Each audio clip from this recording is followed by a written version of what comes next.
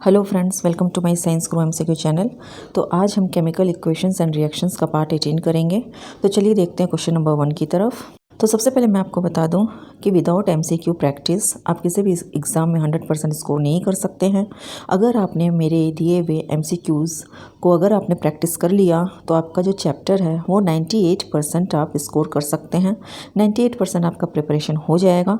मैंने इस चैप्टर का एनसीईआरटी 1 लाइनर शॉर्ट्स भी बनाया है जो मैंने सारा अपलोड कर दिया है। उस सारे शॉर्ट्स को मैं एक वीडियो में भी लेकर आऊँगी। सारे शॉर्ट्स आपके वीडियो में भी एक वीडियो में भी कवर हो जाएगा।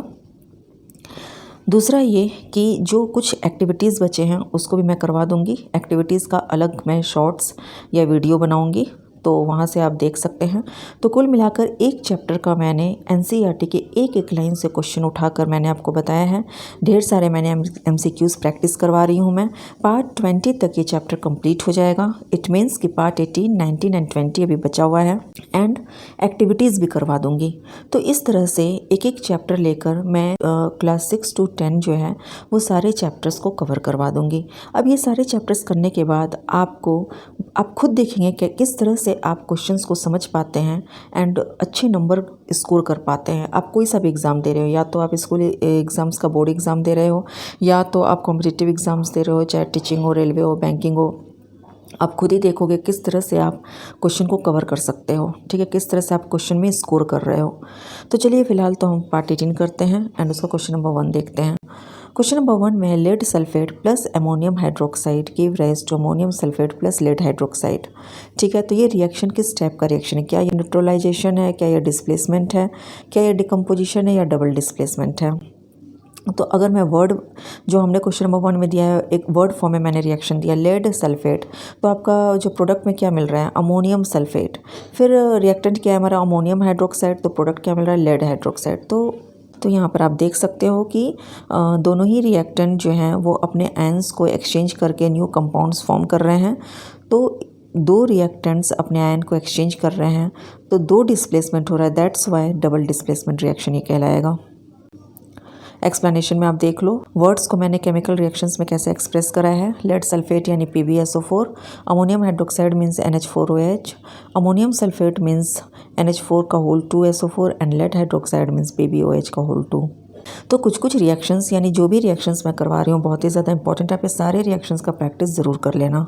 अब एक वीडियो मुझे और लाना है जिसमें मैं आपको बैलेंस करना सिखाऊंगी, इक्वेशन को बैलेंस करना। पहले मैं पार्ट 20 तक आपको ये वीडियो दे दूंगी, उसके बाद एक जो हमारा जो वीडियो आएगा वो सिर्फ बैलेंसिंग ऑफ इक्वेशंस पे आएगा एंड देन एक्टिविटीज़ हैं बस, और ये चैप्टर आपका पूरी तरह से कंप्लीट हो गया। अब आप देखिए क्वेश्चन नंबर 2। क्वेश्चन नंबर 2 के फर्स्ट पार्ट में क्या है? Reaction between calcium oxide and water. Calcium oxide और वाटर के बीच के रिएक्शन, जब रिएक्शन होता है तो क्या देता है? तो वो किस टाइप का रिएक्शन होता है? तो कैल्शियम ऑक्साइड और वाटर जब रिएक्ट होता है तो वो कैल्शियम हाइड्रोक्साइड देता है। तो इसको हम क्या कहते हैं? Endothermic reaction. नंबर 2 में देखिए action of strong heat on mercuric oxide. ठीक है, मर्क्यूरिक ऑक्साइड है HgO, और अगर उसके साथ हम हीट देते हैं तो वो किस तरह का रिएक्शन होता है? Endothermic reaction. तो इस तरह से आप देख सकते हैं दोनों ही एक्सप्लेनेशन में आप देखिए कि दोनों ही रिएक्शन को मैंने समझाया है, दोनों ही एंडोथर्मिक रिएक्शन है। साथ ही साथ दोनों में क्या हो रहा है? दोनों ही एंडोथर्मिक रिएक्शन है। नंबर 1 में देखिए CO प्लस H2O एक प्रोडक्ट दे रहा है, यानी यहाँ पे कॉम्बाइन हो रहा है दो रिएक्टेंट और एक प्रोडक्ट दे, तो ये कॉम्बिनेशन हो गया।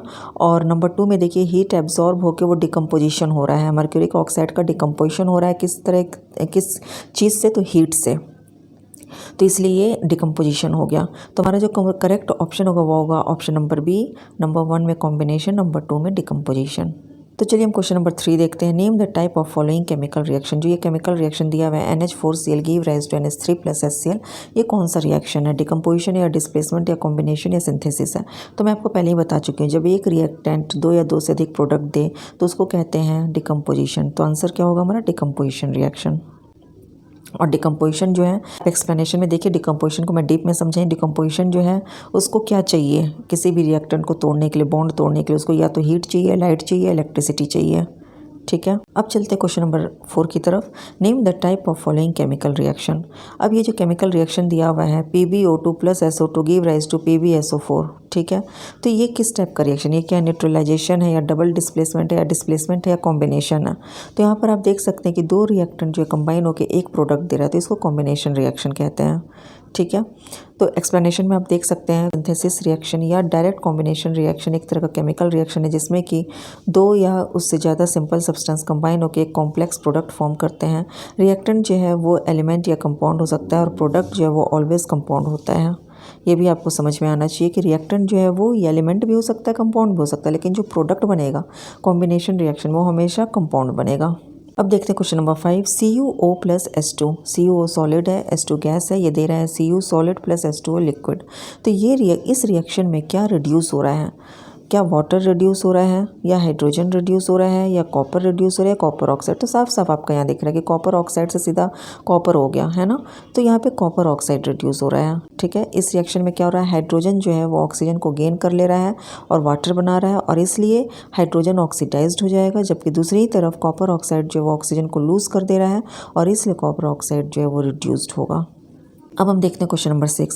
The main cause of rancidity in foods. Foods में जो रेंसिडिटी होता है जिसके बारे में मैंने पहले भी आपको बताया, उसका मेन कॉज क्या है, क्या एंटीऑक्सीडेंट्स मेन कारण है या प्रोटीन है या बैक्टीरिया है या number D oxidation of the fatty acid molecule, यानी कि फूड में जो फैटी एसिड मॉलिक्यूल उनका ऑक्सीडेशन मेन कारण है। तो हमारा करेक्ट ऑप्शन नंबर डी होगा, oxidation of the fatty acid molecule. Explanation क्या होगा आपका कि the condition produced by aerial oxidation of fats and oils in food due to which unpleasant taste and smells occur is called as rancidity, ठीक है। Rancidity कहते किसको है, food में जो फैट्स एंड ऑयल्स हैं उनका ऑक्सीडेशन होता है जिससे कि अनप्लीजेंट टेस्ट और स्मेल आता है and that is called rancidity. तो मेन हमारा जो कारण होगा, मेन जो कॉज होगा वो क्या होगा, oxidation of the fatty acid molecule, ठीक है।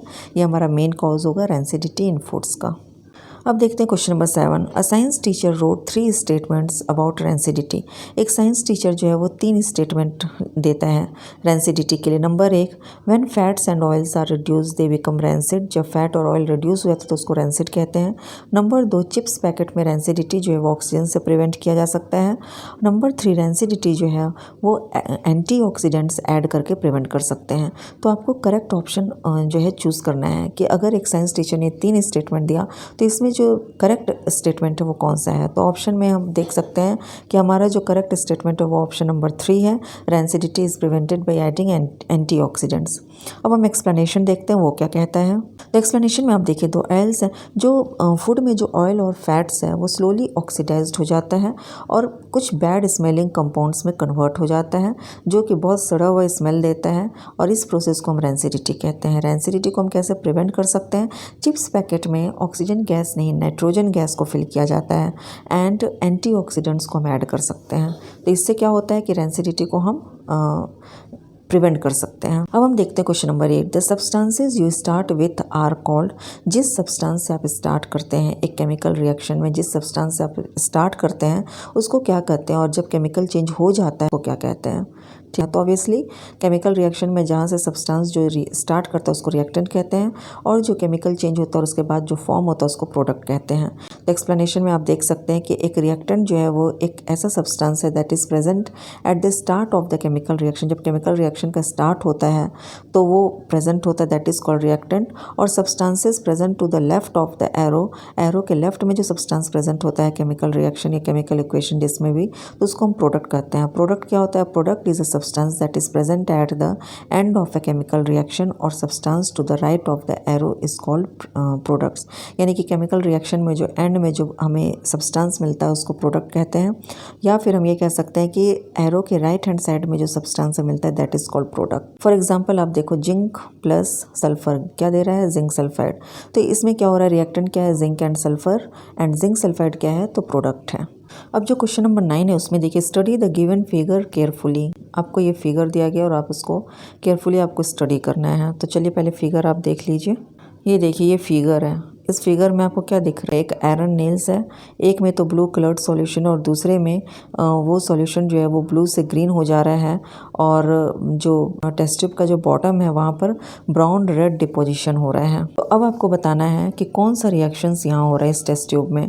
क्या वहाँ पर copper sulphate plus zinc ZnSO4 plus Cu दे रहा है, या zinc sulphate plus copper sulphate plus zinc दे रहा है, या iron sulphate plus copper sulphate plus iron दे रहा है, या copper sulphate plus iron sulphate plus copper दे रहा है।